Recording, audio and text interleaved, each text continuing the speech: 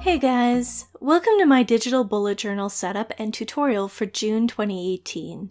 In this video, I'm going to go over how I set up my digital bullet journal using an app called Noteshelf 2 on my iPad, though of course there's a ton of different apps out there that work just about the same, GoodNotes and Notability being just a couple.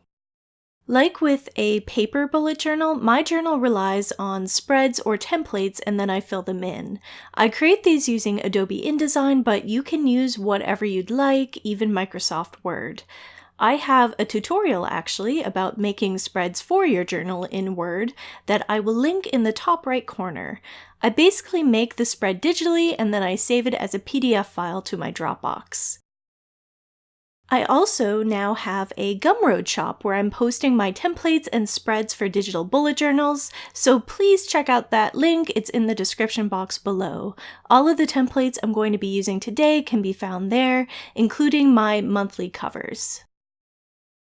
So when I open up Noteshelf 2, you can see that I have all of the different months for 2018 set up in different notebooks for my digital bullet journal.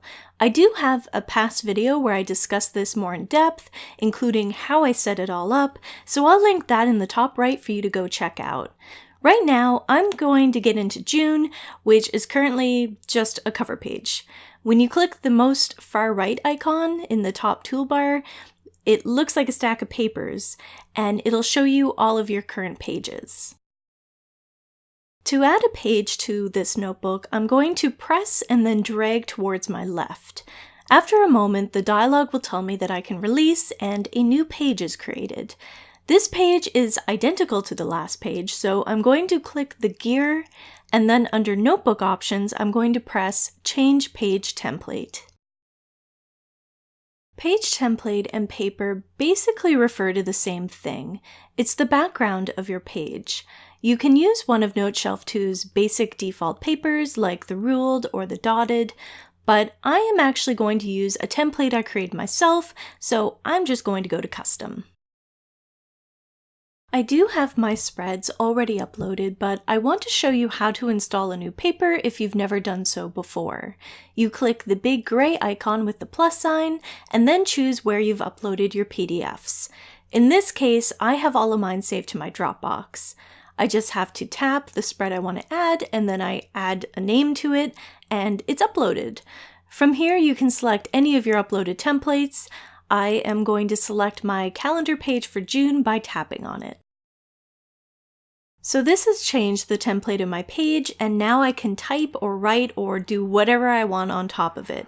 But I don't really want to play with my calendar right now, so I'm actually going to add another page using the press and drag to the left method, and now I'm going to change this template to my weekly spread. Now I have the absolute bare bones basics of my bullet journal setup. I haven't actually used my bullet journal much at all throughout May, so I'm going to start fresh with this new June notebook and start with the final week of May, which also includes a couple of days of June.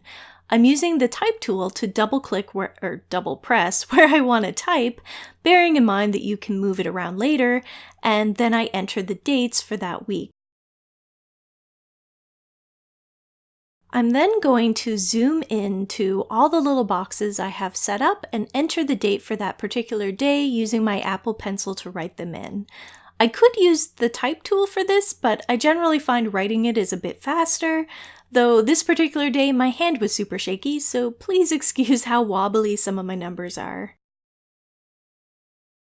From here, I can enter my tasks and goals for each day throughout the week.